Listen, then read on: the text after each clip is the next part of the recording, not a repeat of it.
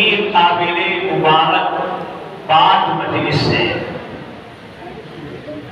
اللہ تبارک و تعالیٰ کی توفیق سے اور اس کی مدد سے ہم لوگ یہاں پر آ کر بیٹھ گئے۔ بات سمجھ میں آتی ہے؟ اللہ کی توفیق سے اور اس کی مدد سے ہم لوگ اللہ کے گھر میں آ کر جمع ہو گئے۔ کس نسبت سے؟ فخر بنی آدم، رحمت عالم، شفیع المسلمین، رحمت للعالمین، تاجدار مدینہ جناب محمد رسول اللہ صلی اللہ علیہ وسلم کی نسبت پر یہاں ہم لوگ جمع ہو گئے۔ کوئی بھی انسان اپنی طرف سے کوئی نیکی نہیں کر سکتا، اپنی مرضی سے نماز نہیں پڑھ سکتا، اپنی مرضی سے کوئی نیکی نہیں کر سکتا جب تک کہ اللہ تبارک و تعالیٰ نہیں چاہتے۔ ہے کہ نہیں ہے؟ ارے بولو بھائی، ہے کہ نہیں ہے؟ اگر نہیں بھی مانتے ہو، کرونا کے دور میں ہمیں سب سمجھا دیا۔ نماز پڑھنا چاہتے ہیں مسجدیں بند، بہت ساری جگہ پر جانے کا اتفاق ہوتا ہے اور لوگ کہتے ہیں، لوگ آ کر صدر صاحب سیکرٹری صاحب سے جھگڑتے ہیں، یہ صدر صاحب مسجد دیکھو جی بند کریں۔ ارے جب بلاتے تھے آؤ بول کر نماز پڑھنے کے لیے، تب آنے کے لیے آمادانی، گشت میں جا کر جماعت کے ساتھی بلاتے تھے تب آنے کے لیے آمادانی، جب دروازے بند کر دیے گئے، مؤذن اور امام کو اجازت تھی اور ان کے ساتھ ایک کو اجازت تھی، تو آ کر بولے کہیں کو دروازے بند کر دیں کہ مسجد تمہاری جائیداد ہے۔ میں یہاں کا واقعہ نہیں بول رہا ہوں، باہر کا قصہ سنا رہا ہوں۔ ہے کہ نہیں ہے؟ اللہ کی توفیق سے، اللہ کی مدد سے ہم لوگ قیامت کا انکار بھلا نہیں کرتے، خدا کا انکار نہیں کرتے، قبر و حشر کا انکار نہیں کرتے، لیکن جو انکار کرنے والے تھے ان کو بھی سمجھ میں آ گیا قیامت برحق ہے، موت برحق ہے، کوئی کسی کا نہیں ہوتا۔ کرونا نے ہمیں سمجھا دیا، سمجھایا کہ نہیں سمجھایا؟ باپ کے جنازے میں بیٹا نہیں، بیٹے کے جنازے میں باپ نہیں۔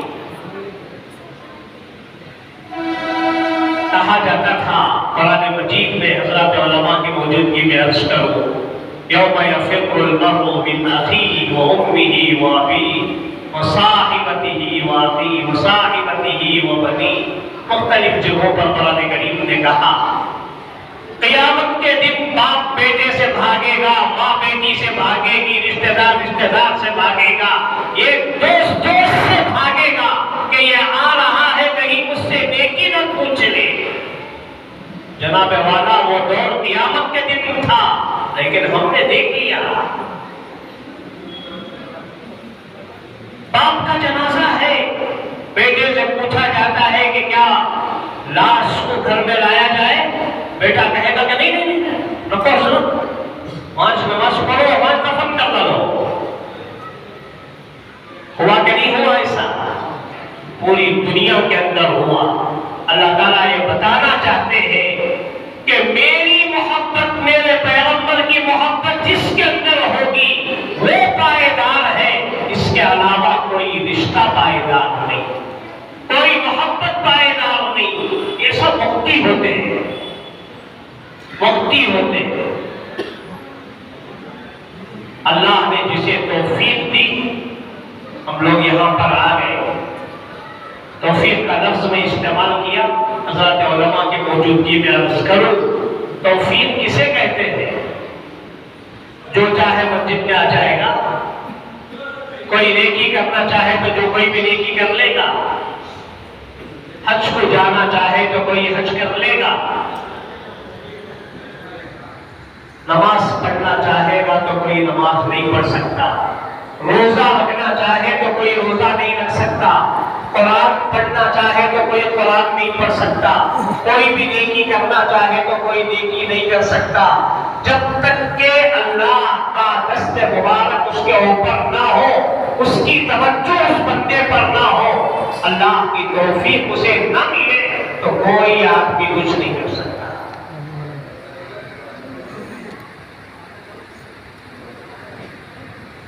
حضرت منشی اللہ دتا صاحب رحمۃ اللہ علیہ جو یہاں بزرگان دین بیٹھے ہیں، شاید وہ انہوں نے دیکھا بھی ہوگا، بہت بڑے اللہ والے تھے، دعوت و تبلیغ میں چل پھر کر انہوں نے بہت محنت کی ہے۔ بزرگوں، ایک واقعہ میں سناتا ہوں جو ہمارے شہر بنگلور کا واقعہ ہے۔ حضرت کے ساتھ جو واقعہ پیش آیا، حضرت ہمیشہ رومال ڈال کر رکھتے تھے۔ ایک مرتبہ گشت میں گئے، جا کر بڑی مشکل سے 4-5 نوجوانوں کو پکڑ کر مسجد میں لائے۔ میں وہ محلہ بھی جانتا ہوں، وہ مسجد کو بھی جانتا ہوں، لیکن نام نہیں لیتا۔ آج بھی بنگلور میں وہ محلہ موجود ہے۔ 6-7 آدمیوں کو بڑی مشکل سے پکڑ کر مسجد میں لائے۔ حضرت نے کہا بھائی مغرب کا ٹائم ہو رہا ہے، ذرا ضروریات سے فارغ ہو جاؤ، وضو کر لو، اس کے بعد مغرب کی نماز ہوگی، مغرب کی نماز میں شریک ہو جاؤ۔ اتنا بول کر حضرت استنجے کے لیے گئے تو 6-7 آدمی جو تھے اس میں سے 3-4 فرار ہو گئے، اب بس 2-3 آدمی بچ گئے۔ حضرت آئے، دیکھا، دل کو بہت درد ہوا، اتنی محنت کر کے میں لایا، لیکن پھر بھی یہ لوگ چلے گئے۔ خیر بہرحال جو لوگ تھے ان کے ساتھ حضرت نے نماز پڑھی، نماز کے بعد پھر گئے۔ داعی جو ہوتا ہے وہ کبھی تھکتا نہیں ہے، اس کا مقصد ہے اللہ کے بندوں کو اللہ کی راہ میں لگانا، اللہ کا راستہ دکھانا۔ تو بہرحال مغرب کے بعد گئے، پھر پکڑ کر لائے، اس میں سے 3-4 آدمیوں کو عشاء تک ان کو رکھا، عشاء کے قریب اس میں سے بھی 2-3 بھاگ گئے، باقی 1-2 بچے۔ عشاء کے بعد پھر گئے، ادھر ادھر دیکھا، گشت کیا، پھر 1-2 کو لائے۔ لانے کے بعد رومال جھٹک کر کہنے لگے، اے اللہ جتنا میں کرنا تھا تیرا کام کیا، اب مجھ سے نہیں ہوتا، تیرا کام کچھ کرنا ہے۔ عرض کرنے کا مطلب یہ ہے کہ مسجد میں رہتے ہوئے بھی کبھی کبھار کسی کو نماز کی توفیق نہیں ہوتی جناب، مالدار ہوتے ہوئے حج کی توفیق نہیں ہوتی، بادشاہ سے بڑھ کر اور کس کے پاس دولت ہوتی ہے؟ ہندوستان کی تاریخ ہمیں بتاتی ہے شاہان مغلیہ جنہوں نے 1000 سال تک اس ملک ہندوستان پر حکومت کی ہے، بہت سارے بادشاہ ایسے ہیں اللہ نے ان کے نصیب میں بھی حج کو نہیں رکھا، حج نہیں کر سکے۔ یہ بھی کسی کے کرم کا صدقہ ہے، یہ قدم قدرتے نہیں اٹھائے جاتے ہیں۔ ای سعادت کو زور بازو نیس تانا مقصد خدائے مقصدنا، اللہ تبارک و تعالیٰ جسے توفیق دیتے ہیں، ایک معمولی ترکاری بیچنے والا، فروٹ بیچنے والا، ایک معمولی روزانہ مزدوری پر کام کرنے والا حج بیت اللہ کے لیے چلا جاتا ہے، کروڑ پتی انسان دیکھتا رہ جاتا ہے، سوچتا رہ جاتا ہے، لیکن حج کے لیے نہیں جاتا ہے کہ نہیں ہے ایسا؟ اس کا مطلب یہ ہے انسان پیسے کے بل بوتے پر نیکی نہیں کرتا بلکہ اللہ کی توفیق سے کرتا ہے۔ اللہ نے زندگی بخشی تو ہم زندہ ہیں، ورنہ ہند و پاک کے تقریباً ابھی اس پر کوہلک بیماری میں تقریباً 200 بڑے بڑے علماء بھی دنیا سے چل بسے۔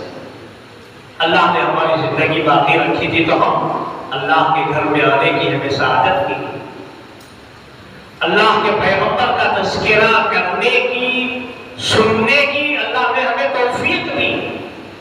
اسی کو توفیق کہتے ہیں، توجیہ الاسباب، اللہ کی جانب سے اسباب مکمل ہماری طرف ہو جاتے ہیں، اسے کہتے ہیں توفیق کا ملنا۔ بیماری کے ایام نے ہم کو سمجھا دیا کسی پر بھروسہ مت کرو، اللہ کی ذات پر بھروسہ کرو، اللہ کے پیغمبر سے محبت کرو، بس یہی چیزیں کام آنے والی ہیں۔ سمجھا دیا کہ نہیں سمجھا دیا؟ کوئی ہمارا ساتھ نہیں آئے گا۔ جب دنیا میں ایسا حال ہے تو آخرت میں کوئی ساتھ آئے گا؟ جو ہم اعمال کرتے ہیں تو وہی اعمال ہمارے ساتھ آئے گے۔ اسی لیے قرآن کریم کی آیت میں نے پڑھی، اس پہ اللہ تعالیٰ فرماتے ہیں لَقَدْ كَانَ لَكُمْ فِي رَسُولِ اللَّهِ أُسْوَةٌ حَسَنَةٌ۔ آیت کا ترجمہ کرنے سے پہلے ایک مثال کو میں آپ کو توفیق کسے کہتے ہیں بارہا مجلسوں میں کہتا ہوں۔ حضرت مولانا روم رحمۃ اللہ علیہ ایک بہت بڑے اللہ والے گزرے ہیں، فارسی میں کتاب لکھی حضرت مولانا روم رحمۃ اللہ علیہ نے، مثنوی مولانا روم۔ پہلے زمانے میں جب تک اسے عالم نہیں پڑھتا تھا وہ عالم کہلانے کے قابل نہیں ہوتا تھا۔ فارسی میں حضرت نے کتاب لکھی، بڑی عمدہ باتیں اس کے اندر ہے۔ حضرت نے اس میں لکھا توفیق کسے کہتے ہیں سمجھانے کے لیے۔ ایک یجمان نے ایک نوکر رکھا، ہم بھی رکھتے نہیں نوکر رکھو، یجمانہ دکان کا یجمان ہے، فیکٹری کا یجمان ہے، نوکر رکھتے ہیں۔ تو ایک یجمان نے ایک نوکر رکھا، یجمان اور نوکر دونوں بھی بازار گئے،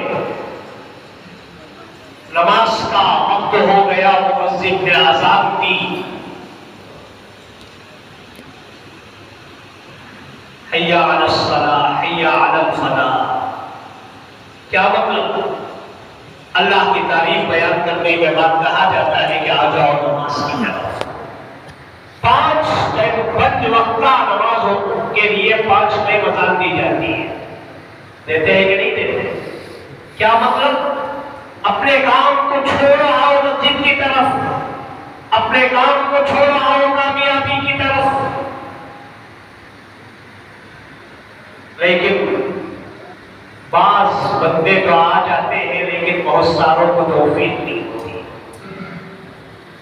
حضرت عبداللہ ابن مسعود رضی اللہ تعالیٰ عنہ فرماتے ہیں کہ جو بندہ اذان سنتا ہے دنیا میں لیکن مسجد کی طرف قدم نہیں بڑھاتا تو روز قیامت میں اس کے کانوں میں سیسا پگھلا کر ڈالا جائے گا اور اس سے یہ کہا جائے گا کہ تیرے کان میں اللہ کی ندا دی گئی تھی لیکن تجھے سمجھ میں نہیں آیا۔